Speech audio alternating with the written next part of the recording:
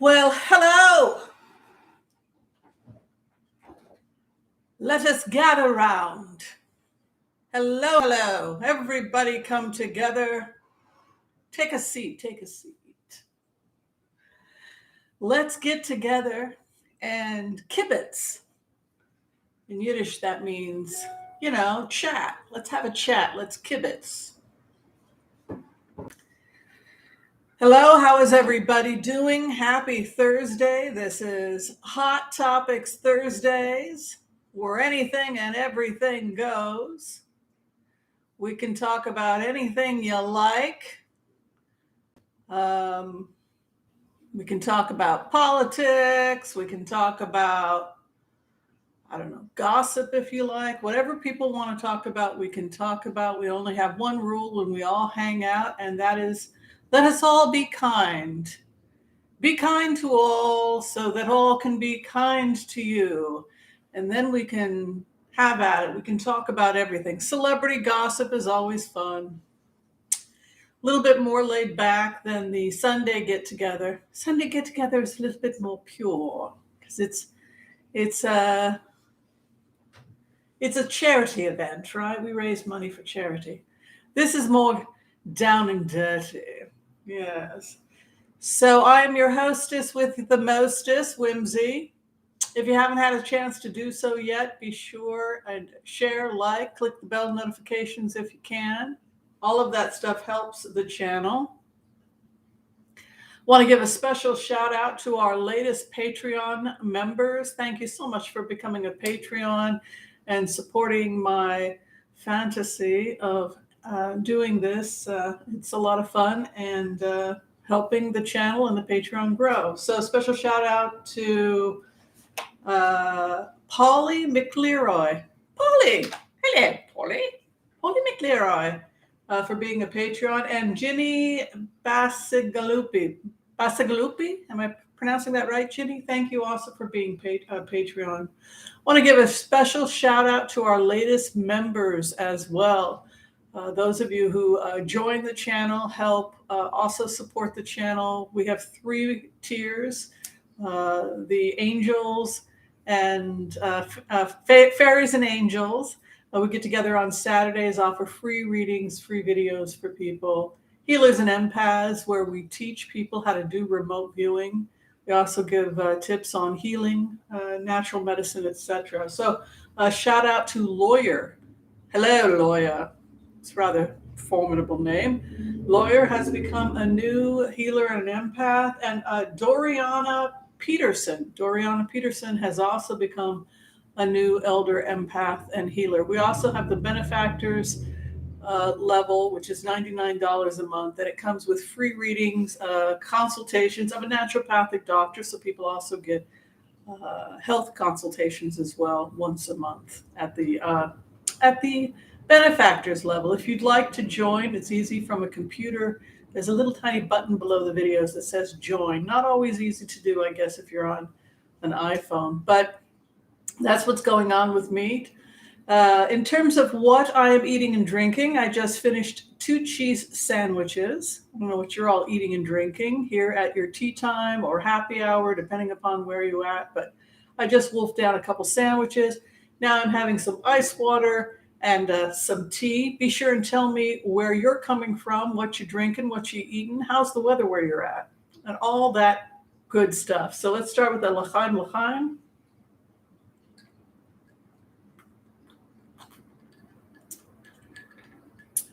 That cheese was rather salty.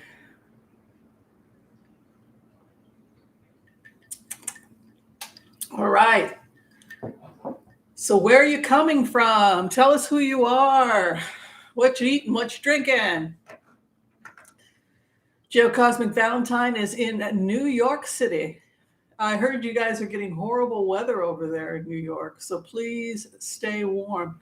I heard about the spy balloon. I wonder if I think the Tic Tacs are not UFOs. I think the Tic Tacs are rubber balloons. They're made of rubber with a motherboard in the center that have been flying around, and they can twist and go flat and then go direct into the water. And I think what's tripping people up is that they think that they're hard metal, but they're actually, I think, made of rubber. Um, so I think that what we're going to find out is that the Tic Tacs are most likely spy balloons, possibly from either China or Russia, but it's starting to look like China. They didn't want the spy balloon shot down. Yeah. It's also possible that the spy balloon lost course. It's floating around very high up, and so they may have lost control of it. Um, oh, Alexander from Grant Pass likes my hair. Oh, thank you very much. Beef macaroni goulash with salad is what Joel Tilson. Well, you live in a cold part of the world, Cheyenne, Wyoming. Wow. You ever put any cheese on that?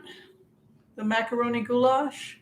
Yeah, sometimes you can put a little melted cheese on it. Then isn't that like hamburger helper, kind of like? Oh, hello, Leona Thomas in Pennsylvania. Keene in New Hampshire is bitterly cold. Well, you guys have to have some stews and some chili, and that kind of stuff is going to warm you up. Hi, Be Grateful. Good to see you here. Thanks for your help. You're taking care of dogs, Deborah? Oh, my goodness. LC is having matcha latte. That sounds really wonderful. Melody Harmon, it's hot, hot, hot in Florida, 84 degrees. Wow. Baton Rouge, Louisiana, 82.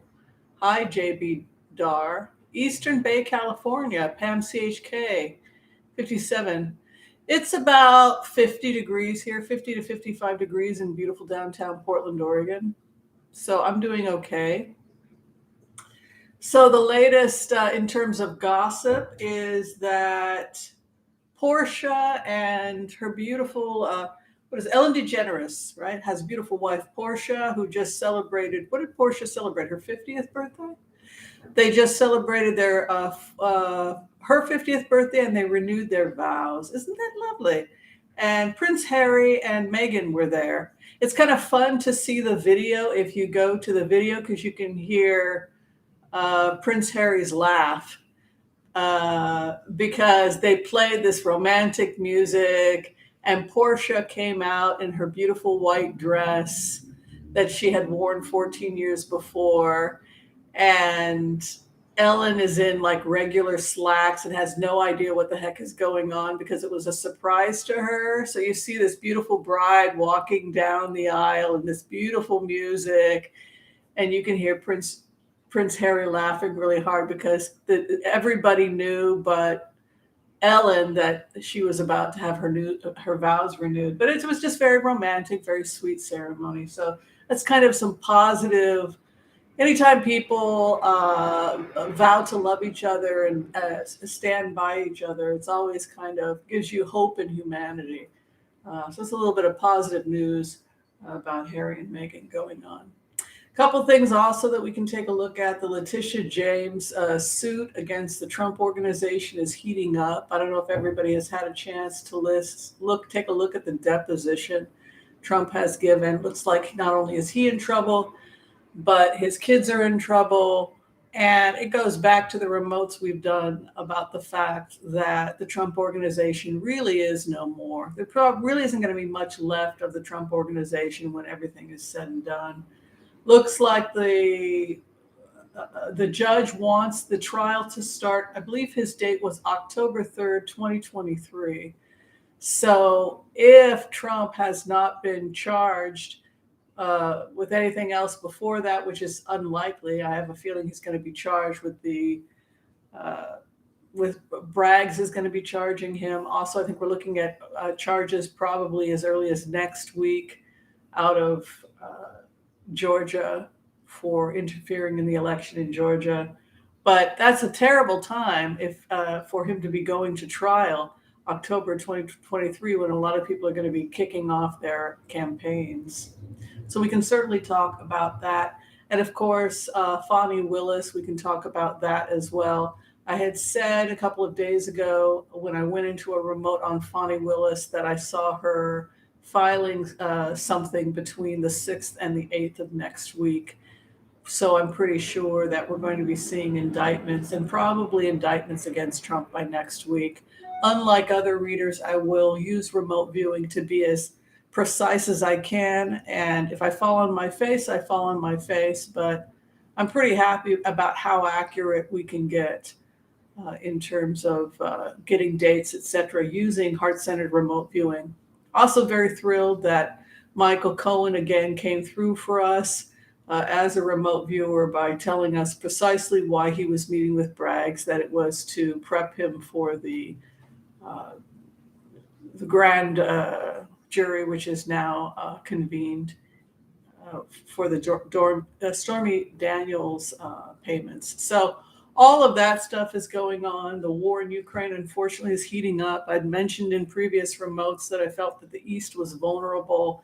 They're concerned that more Wagner soldiers and prisoners, we'd also talked about prisoners being released, could be coming in through the Eastern Corridor. We're also, of course, worried about some of the bombing that's been taking place, so we can look at that as well. Okay, and it is Groundhog's Day. Phil, the groundhog, Puxatony Phil, alas, has made his prediction. He did see his shadow, and it looks like 6 more weeks of winter. So for those of you that were hoping that this freezing, awful weather would come to an end, unfortunately, according to Puxatony, and they looked at the statistics, and Puxatony Phil is extremely accurate. The rodent is accurate. What can I tell you?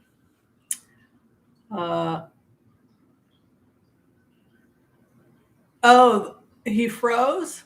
Puxatony Phil? They die every couple of years. They always have, usually it's his own, he will have a baby or a litter. And then when Puxatony Phil dies, then they pick another Puxatony from the litter. And there have been several female Puxatony Phils, I guess.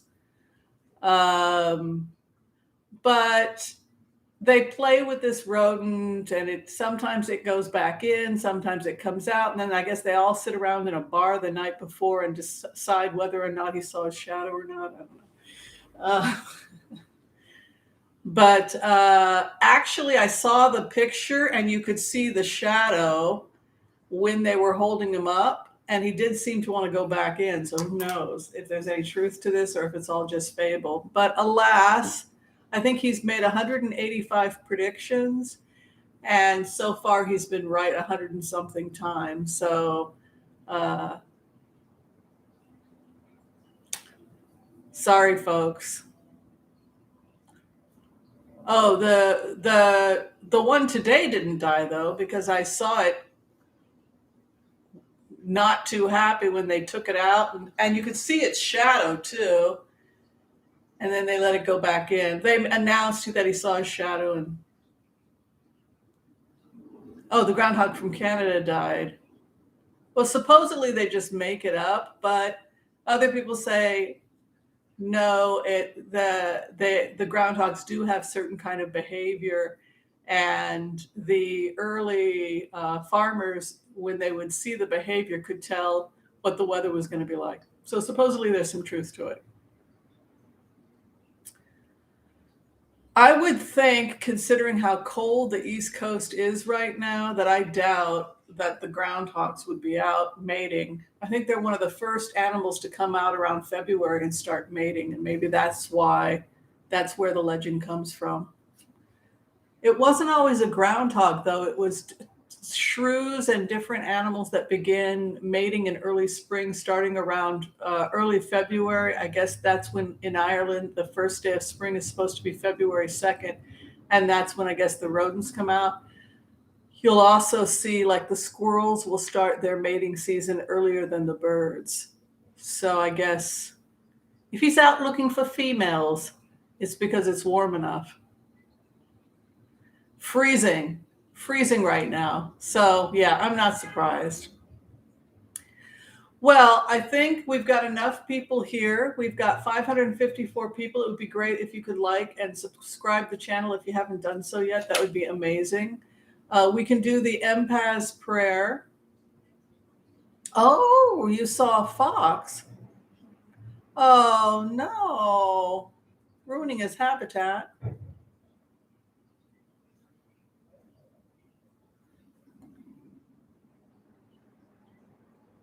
Oh, interesting. Groundhogs. Well, I heard that people get Jack Russell Terriers in Scotland and whatnot to go and chase the gophers and chase the groundhogs because that's also the beginning of planting season right around February. And so they come out, they mate, they tear up people's yards, they send out these dogs to terrorize the rodents and yes.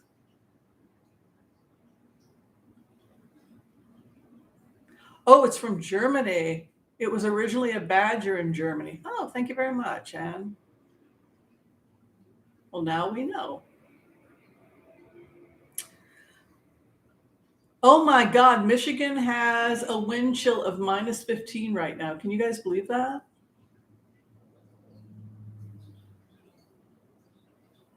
I talked to a woman. She had two Jack Russells and she gets paid $500 a day in Eastern Oregon to release them. And she sits and has tea with the farmer and his wife, and the dogs go out and clear and kill something like 50 gophers and everything else. And they just wring their necks and they dig and they do it all day long. And that's what she gets paid to do. Can you imagine? Yeah, it's rather gruesome. Oh, 14 degrees windy. Wow.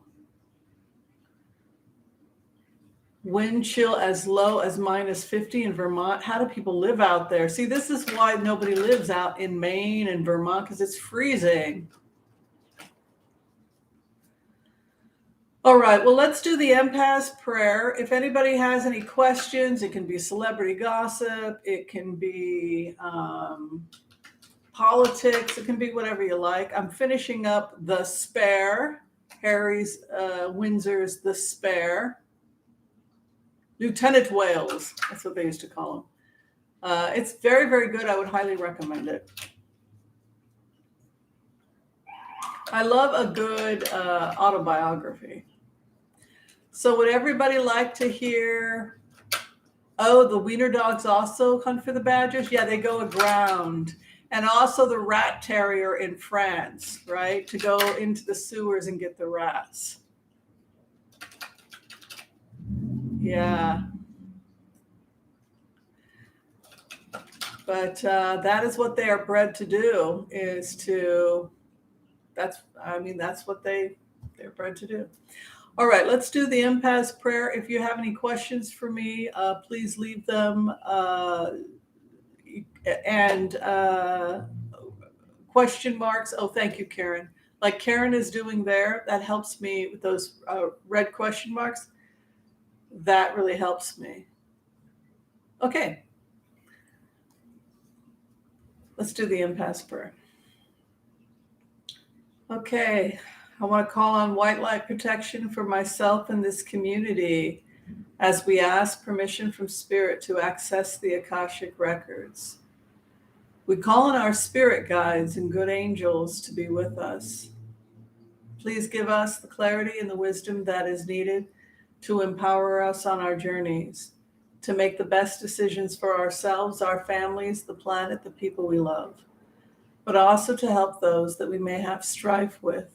And together, collectively, we say, Amen. Yeah, you're about a fourth of a way through Spare DM. Yeah, Spare is amazing because by Harry, because you really realize this is an extremely remarkable human being. Goes to war twice.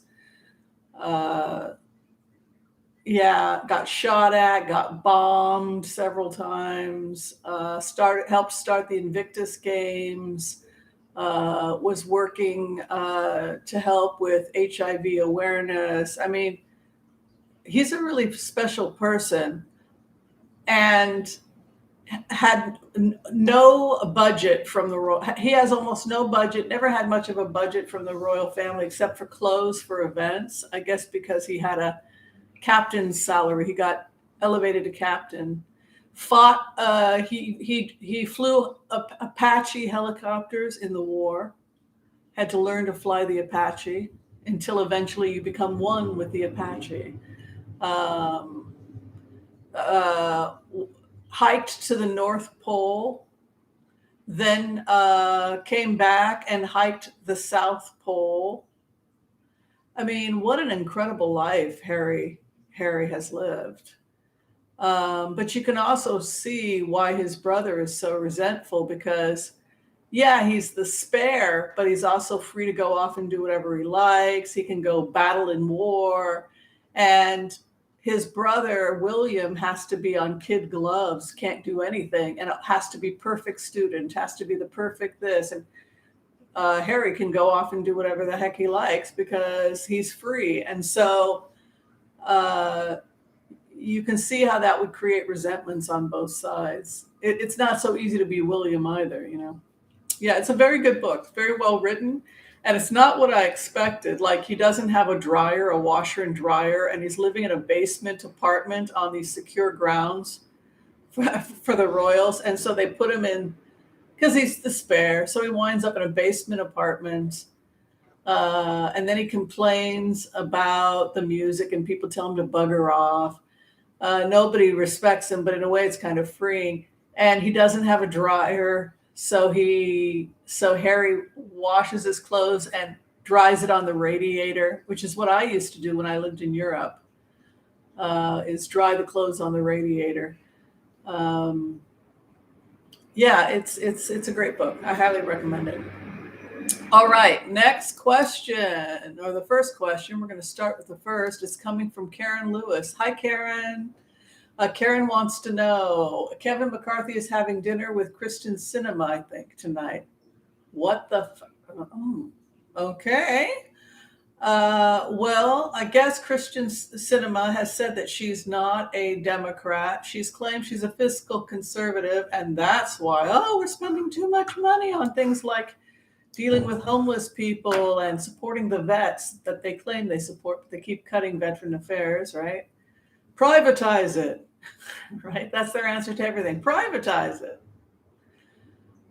So let's figure out what's going on with Kevin McCarthy and Christian Cinema. He's probably trying to get her to become a Republican. He's the money pouches, right?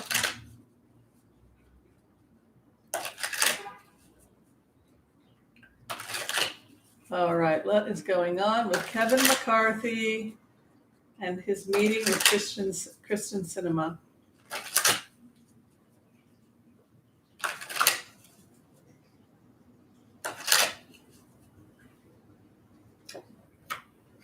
He's offering her money for another run. He feels that she's a strong candidate. He feels that he can create an alliance with certain people, and he's offering her money if she switches parties. Money being offered. Perception of the rival that she's strong. He thinks she would be a strong Republican. Hopes and fears, strong female representation, willing to do the work. He's offering her money to run as a Republican. Probably also as an independent. He's going to have to hang up his request for her because her particular situation is going to prevent her from taking up Kevin McCarthy's offer. So for whatever reason, nothing's going to come of this. He offered her money and to consider joining. It's also getting to know one another. It's an opportunity for them to get to know one another and possible financial support, but he eventually hangs it up in the next couple of weeks. She's a strong candidate, but her contacts and her support binds her in a certain way where she can't work with Kevin McCarthy going forward or take his money. Regarding the issue of him funding her campaign, Six of Pentacles, also strong. He wants strong women in the Republican Party because he wants the female vote. Unfortunately, they shot themselves in the foot with their extremist views regarding Roe v. Wade. and his refusal to bend, two of swords, and hard work. He, he wants, he feels that he has lost the college educated female vote. I mean, this is something that Steve Bannon talks about, right? So the person that's going to vote for Amy Klobuchar, the lady who's tough, the lady who's got grit, the empress, the powerful female, he wants more of those type of women in the party. But unfortunately, those type of women want nothing to do with the party because the party has created policies that don't support women. And so based on the cards, nothing will come of it. Yeah. All right. Lynn Blazo has question marks, but no question. So I don't know what that's about. Okay. Oops. Oh, I'm seeing a ton of questions now. Okay. Marie Carmen, what is the relationship between Cuba and Russia? How will it change after Putin goes away? Well, I think it was strategic, right? Because you have the international waters, then you have American waters, then you have Cuban waters, and that's why you had the Cuban Missile Crisis. But let's take a look at the future of relationship between Cuba and Russia.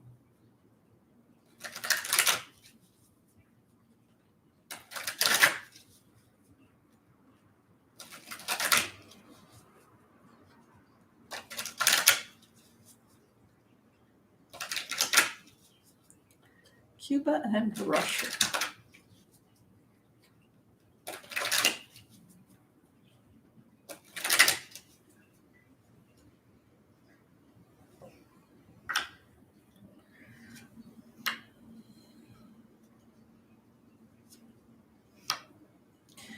I don't see Cuba stopping its relationship with Russia, and I still see Russian spies in Cuba.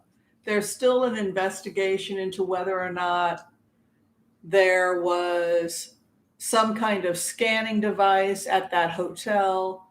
One of the people that went to study the scanning device wound up where they were hearing a cricket-like sound. He himself wound up with health problems after going and investigating it.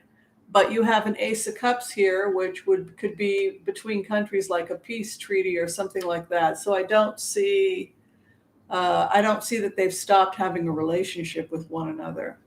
However, the other in relationship, it's interesting, the card that Spirit is giving us is the Two of Pentacles, which is the Swindler's card. And you can see rocky waters in the background. And this would be Russia in relationship to Cuba. So on the one hand, they try to maintain a positive relationship, Ace of Cups. On the other hand, Cuba perceives of Russia as in a very bad situation. You look at the state of their military, they've lost billions and billions of rubles in terms of damage to their tanks, in terms of tens of thousands of soldiers dead or captured. So on the one hand, they want to have this supportive relationship with them. On the other hand, the economy is a disaster in Russia. The Swindler's card is over Russia. The rocky waters. This does not look like Cuba has much faith in Russia's economy right now, and also the stability. And so on the one hand, they're being gracious. This is a card of graciousness. But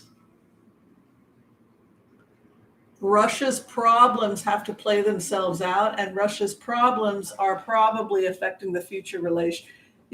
Cuba isn't condoning Russia. They're not saying be criminals. They're not. See, this is a card about justice and truth. It's also associated with the goddess Oya in the African tradition, the female warrior. and you've got theft. So that leads me to suspect that theft and crimes and questionable money, etc., has caused Cuba to think that their future that they have a tentative relationship with Russia going forward.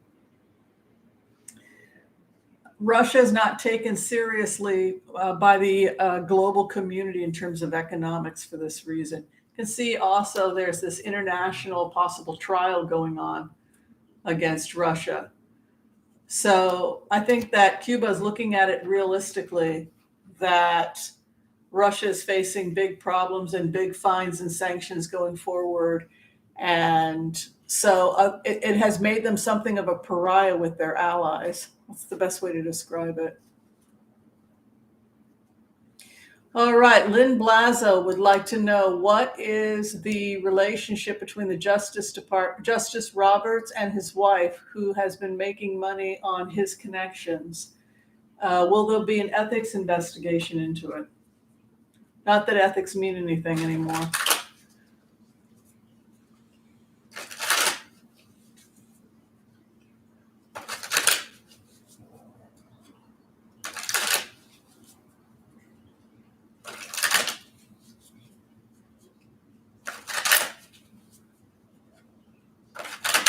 Justice Roberts and his wife.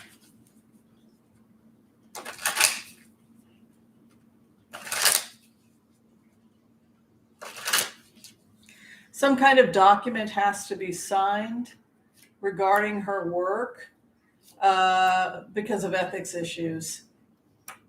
He doesn't have to sign it, she has to sign it. So there's something about she has to agree to sign some kind of document regarding her work, that she will not do certain things, or et cetera, et cetera, et cetera. But she has financial wealth over her. Her husband is tied in a situation because, she has this Empress card, which is an abundance card. He is constricted, and then you have the law. And then you have, the Hebrew word for this is din. Also gavura, which is boundaries. So she kind of puts him in a delicate situation in terms of the investigation. It almost looks to me like he kind of recuses himself from it, pulls back, and then she's the one that has to sign or make certain statements or sign certain documents that she will not benefit from certain relationships. I don't know enough about it, but that's how it looks in the cards. Yeah. So we shall see.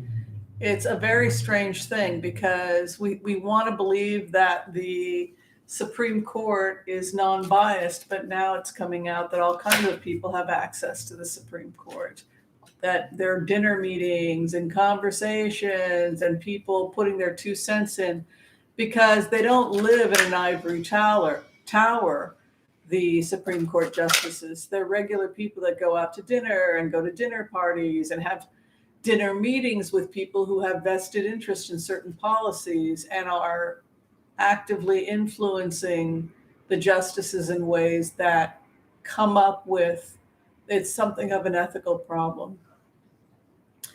All right, Geocosmic Valentine. I would love what Prince William has to learn. Oh, I'd love to know what Prince William has had to learn to be king that Harry was not taught. Can we look at this? Well, it's definitely something that comes up in Spare, like he's off, goofing off when he's at Eton. He's not a very good student, Harry. And every time he goes to visit his brother, who wants nothing to do with him, his brother is sitting in front of the books, has to be the best. So you have the one kid who's like, I can do whatever I want. I can skip school because I'm the so the benefit of being the spare is that you don't have as much pressure on you.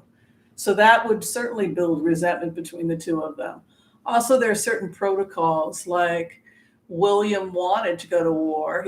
Harry goes off and becomes this big war hero, but William has to play it safe, and he has to stay home, and he has to help be a EMT on a helicopter, and so he's treated with kid gloves in ways that create a lot of resentment. He had to shave before his wedding because he wasn't allowed to be in his full uniform, and he had to wear a uniform he hated. He hated that red uniform. He wanted to wear another uniform, but the queen denied it. No, you have to wear this particular uniform, and you have to shave. And then when Harry got married, you don't have to shave. You can wear whatever you like. So this this has reached a boiling point with William, where I think that the pressure on William and seeing this guy just going off, and I get to go to the North Pole, and I get to go to the South Pole, and I get to go to Botswana and hang out with leopards and lions, and I've got to go to another, hang out with, do these duties for these fundraisers and these cocktail parties and stay safe and constantly worried about my health, and that I have to, so he's in a gilded cage that his brother Harry isn't. He would never be able to do the stuff Harry's doing because he is in line to the throne. So in the book, it reaches a tipping point, and then he feels trapped, Kate feels trapped, they're trapped around and they can't do anything. And so across the street, there's a little love shack, right? Frogmore, is that what it is? Frogmore is this love shack, and they got their friends going over and they're dancing and woo, Southern California feel, and at Love Shack, and they're like having to be. And so of course resentments happen. So you really kind of have empathy for both of them. But let's look at the future of Prince William and what he was taught. Yes. Sounds like a nightmare, doesn't it? To be stuck in something. It's not like William can leave, right?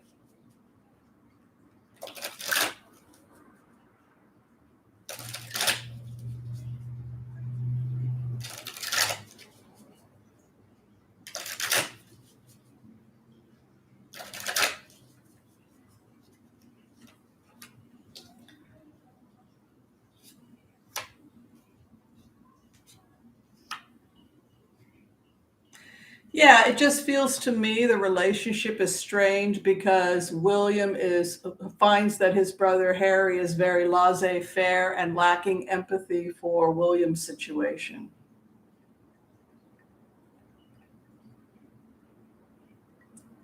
There's a lot of pressure on his father about protocol and how he should behave. He's the older sibling, and you're supposed to be here, and you're supposed to stand like this. And so, however, based on these records, Charles is going to demand that William make an effort to heal things with Harry.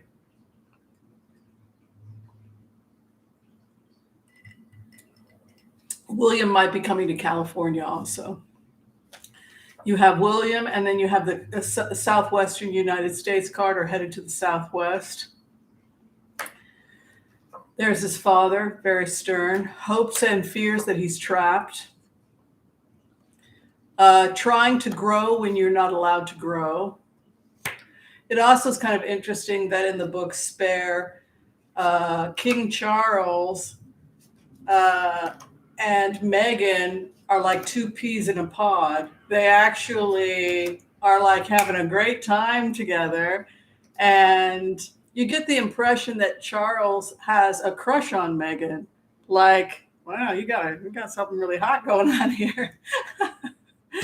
So Meghan and Charles really hit it off, which is something that wasn't public information until the book comes out. They had the same love of Nina Simone. The Nina Simone records are coming out, and the jazz and all of that music. So a lot of the time they would just go over to visit Charles, and Meghan and Charles would be putting records on and comparing records, and So that's another thing, right? So Harry says, "Wow, I didn't even know my dad could act like this." At one point, his dad starts grooving to some Nina Simone. He's like, "What did you do to my father?" So you have here William going to meet with Harry, and then some kind of gesture of fairness between them. It's expected of him as the future king. Also, you Charles didn't have basically is saying to William, I just didn't have this experience with Meghan. I mean, I thought she was great. My mom thought she was great. We just are not seeing what you're seeing. So there's this pressure on him to make it right. Also, you have the power with the king. The hopes and fears that William felt trapped. So the other reason why he's trying to make a gesture to work with Harry is because it would take more of the pressure off of him. He feels all this pressure and trapped by work, and William felt like he was going to get more help. You're not helping us. Kate and I are stuck in this thing, and you're off, woohoo, having a great time, and a feeling like you have to share the load a little bit here, little brother. You're not sharing the load with us. And then confusion also because Harry can just leave, and then you guys have to do everything, and that also creates resentment. But from going into that energy, it feels like William wants to make peace because there's a feeling like there's a lot of work to do, a lot of obligations, and feeling that Harry needs to help. So that's basically what it looked like. I don't know if he'll succeed because when you go into Harry's energy, Harry gets to just take off. I'm out. Thank you, Carol Safanak, for that lovely donation. Much appreciated. Well, it was a temporary thing, Delilah. She temporarily told him he could take off, but it was interesting. You go into the remotes, and she was calling Charles. I don't like this at all, and Charles wants them back for the coronation, but they actually want to leave. They it's as an empath it's kind of interesting when you're an empath because everybody's right. When you put yourself in the shoes of another person, you realize that they've got a good point. When you put yourself in the shoes of William, dumped with all this work, trapped, he can't go anywhere, he can't do anything, his wife is miserable, they used to be young and happy, their whole lives are planned out for them. He can't escape this gilded cage. He has to do everything his father tells him to do. Even the wardrobe is decided for him. And you've got this younger brother who you feel is not helping, who's a bit of a dereliction of duty. So you can see the dynamic from both sides.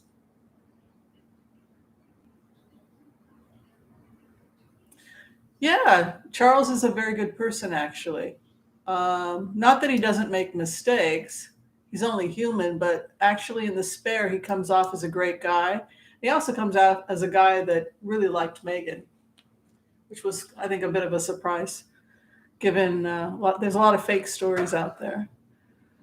All right, Rainbow. Putin gave a speech in Volgograd, Stalingrad. Yes, I heard about that. Is it him or a double? I think it's him, but I think that he is increasingly losing control. There's a lot of talk about the military eventually taking over. So let's take a look.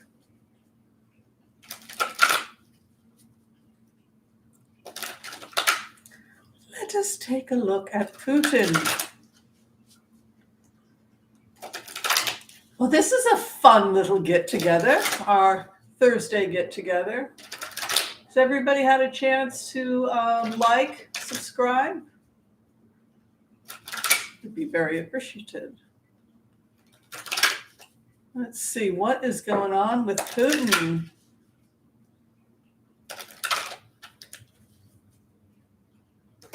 Who dined last night? Just Joanne? All right, Putin.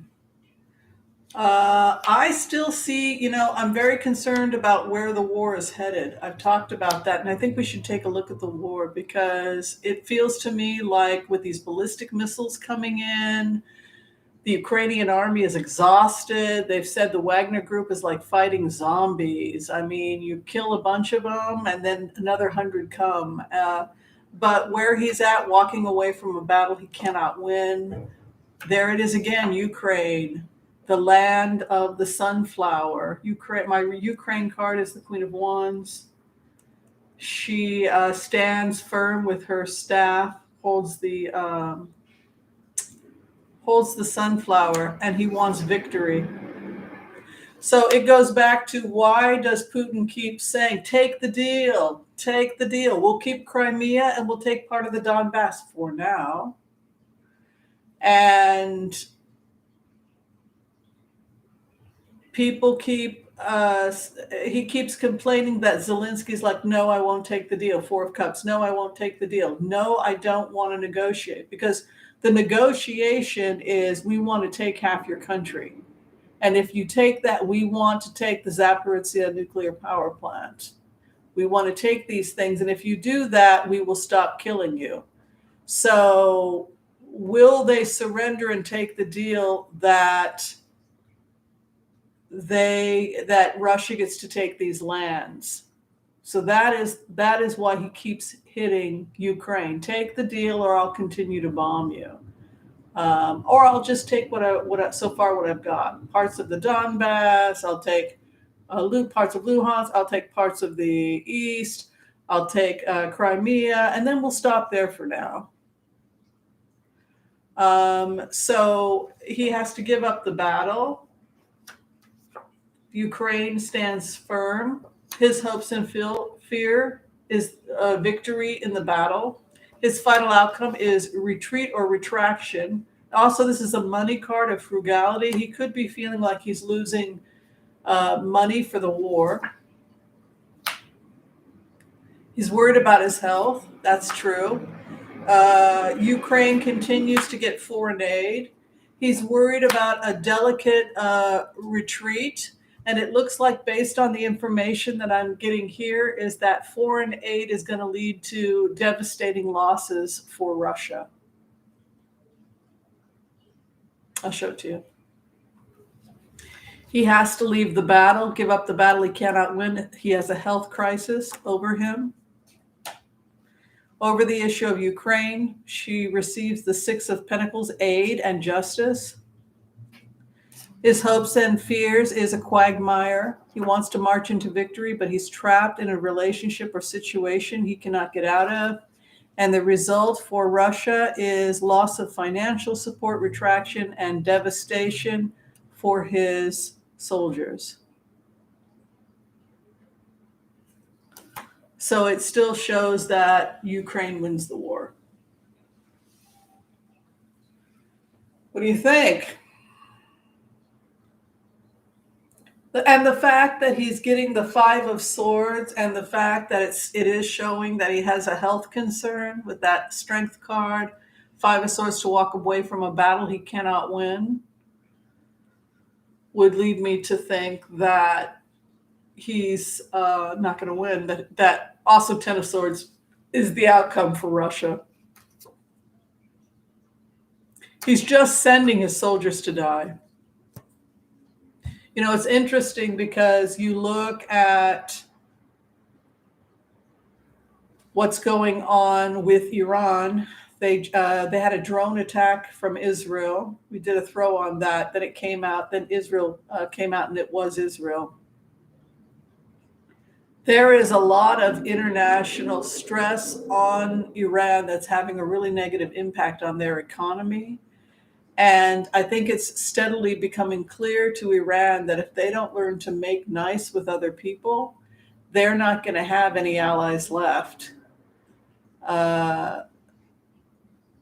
Also, this is one of the reasons why the United States wants to maintain a strong relationship with Saudi Arabia, for strategic reasons, because both Israel and Saudi Arabia have hostile relationships with Iran. The Sunni against the Shia.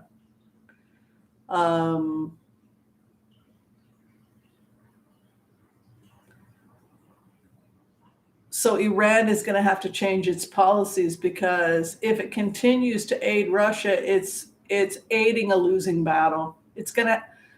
Iran must change, or it will go the way of Russia. It does not have a very bright future if Iran cannot change. Yeah, it's interesting. When will it ever end? That's a very good question, Carol.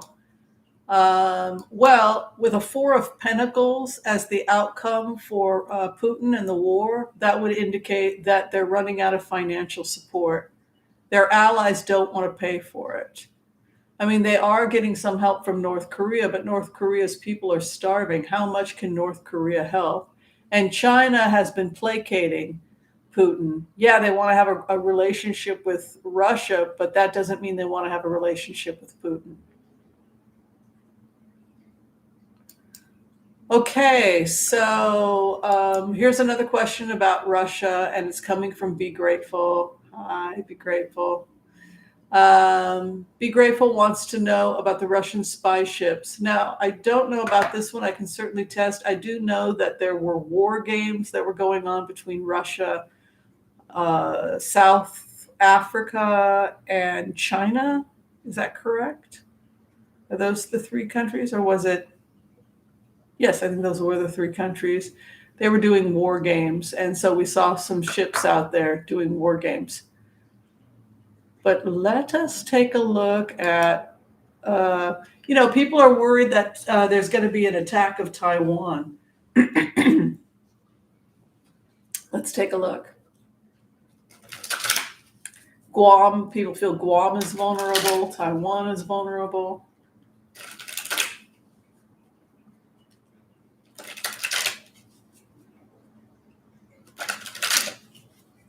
Let us see.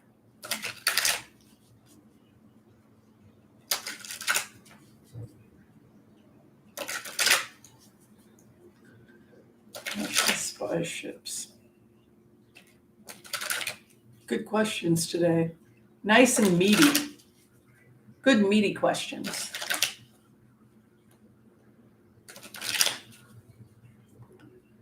Russian spy ship.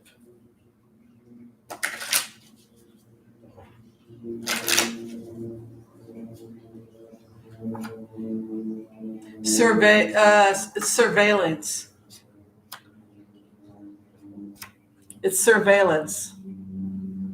It's not to attack, it's to survey. This is a surveyor's card. Stands and watches.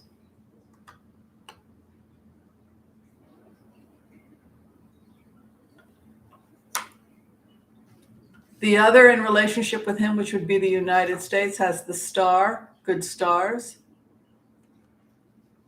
They're just watching and collecting data. So you have the surveying of the situation by Russia, its opposition, stars and stripes, the United States, what it's doing, collecting data. You know what? It's so over for Russia.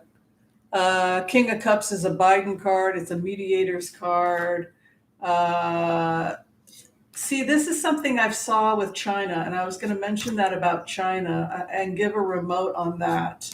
When I go into China, one of the things that comes up is that they just had too much activity going on. They were doing too much. They bought too much real estate. They had too many projects going on. And there was this feeling like the good times are going to keep rolling. We're going to continue to produce crappy products that break down after 6 months, and then people go buy another one. Junk, filling up landfills of cheap Chinese products, right? That you buy on Amazon. Let the good times roll. And it's just going to keep going on like that. And we're going to put in new infrastructure and buy out Africa. We're going to buy up the United States. A lot of the land has been bought up. A lot of the farms have been bought up.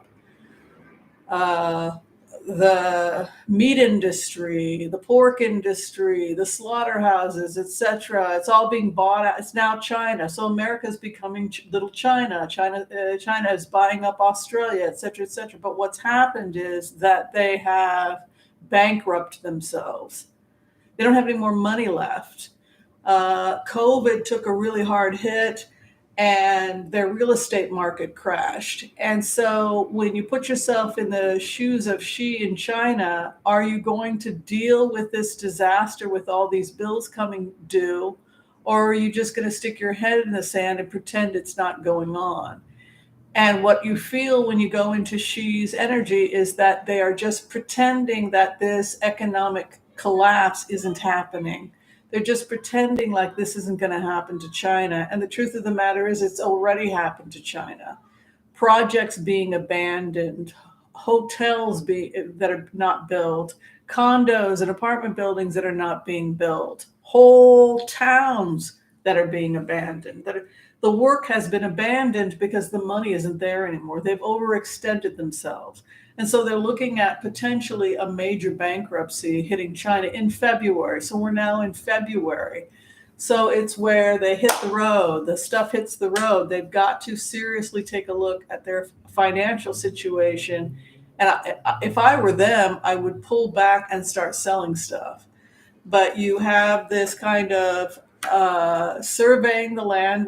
Russia is surveying the land, and you have this kind of same stubbornness that you see with China, refusal to take offers and refusal to look at their situation. Over the issue of the United States, also we have the devil over the United States because of liaisons or relationships. I think that has to do with the fact that so many people in the United States and people in positions of power have been compromised by foreign governments. In a way, it's a sad commentary on the United States. If we're a country where all we care about is money, then other countries know that money is more important to us than patriotism. Then they can simply pay for our loyalty, because if our country is a religion of money and what we worship is wealth, then you can just bribe everybody, right? Because this is what Americans care about. They don't care about right and wrong. They don't care about being good Congress people. They don't care about their Constitution. Success in America is about money. How much money can you get? Well, great. If that's what you care about, then you have China giving you money, Saudi Arabia giving you money, Russia giving you money. And so these liaisons, these relationships, you have the devil over the United States, the hopes and fears whether or not we will be able to have a relationship with Russia.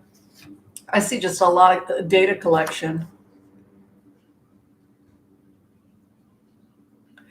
I do also feel like you have to be judicious. Like, nobody wants to go to World War III, but you've got these spy games going on. You've got crazy stuff happening with Iran sending ballistic missiles, America now going into Ukraine. Ukraine could be ground zero in Europe for World War III. And we don't want to escalate, but at the same time, it shows Biden escalating the war. So the Ace of Wands falls on Biden, and that's an aggressive card. That's a fire wand. This has to do with like airy, strong, aggressive. It's interesting, when they did do the war games, America did the war games, and the conclusion was that if we were attacked by China, there would be severe casualties on both sides, but America would win. So there has to be a stopgap. We can't just be living in a world where the bombs and the weapons get bigger and bigger and bigger, and we just hope that nobody's crazy enough to set one of them off. It's not the direction we need to be going in as a planet. And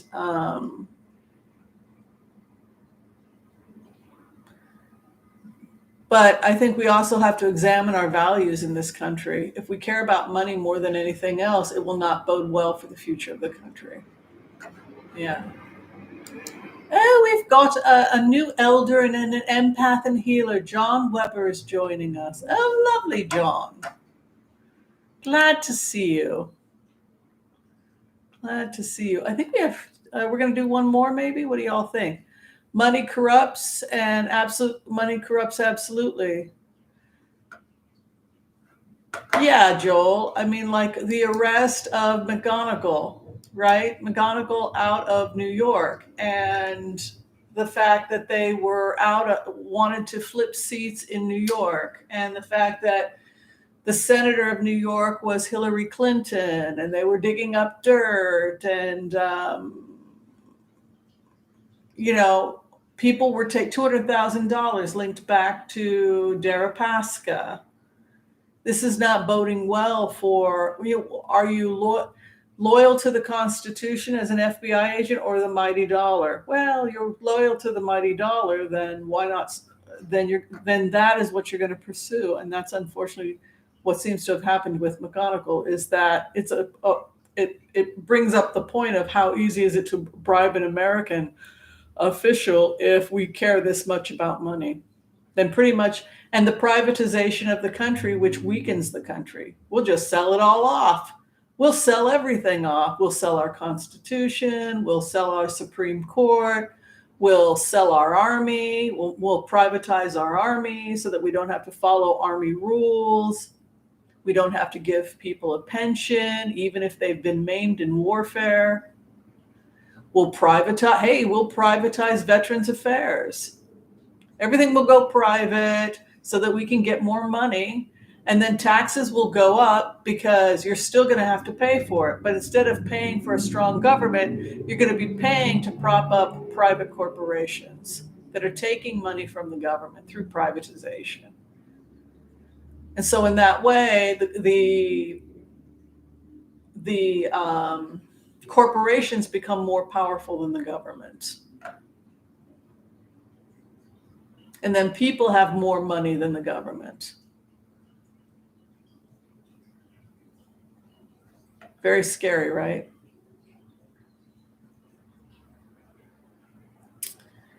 Well, I know my taxes have gone up, and I know everybody else's taxes have gone up. So privatization doesn't do anything to lower taxes.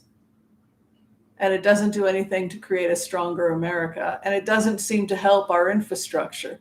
Because if you look at what's happened to our infrastructure since the time of Carter, when this nightmare got started was after Carter, there are roads and bridges. We haven't done any repair on anything in many areas since Carter. So of course it's all collapsing.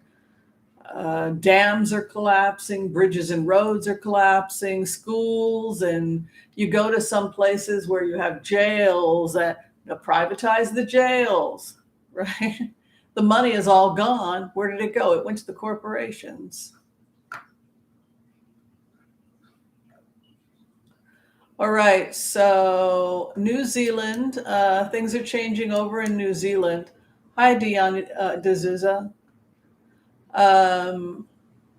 Because the old PM, she got burned out. She said that she couldn't do it anymore.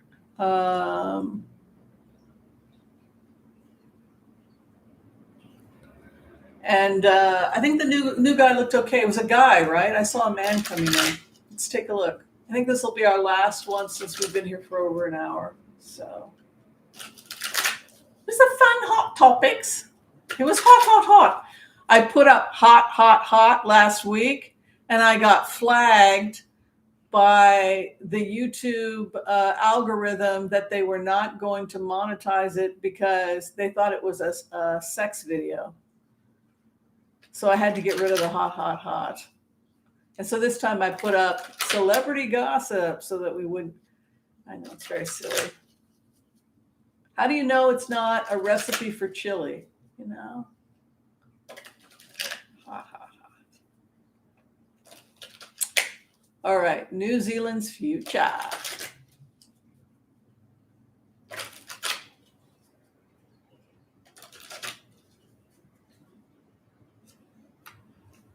Lots of growth in industry, lots of new beginnings.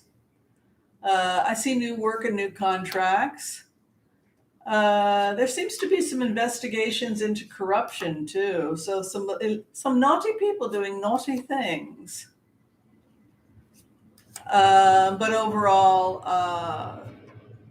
overall, it's going to be fine. There was a little bit of questions about, you have rapid growth taking place and wanting to be frugal. Looks like it's a pretty frugal country, but you can see growth and opportunities, judgment over new ventures happening in New Zealand.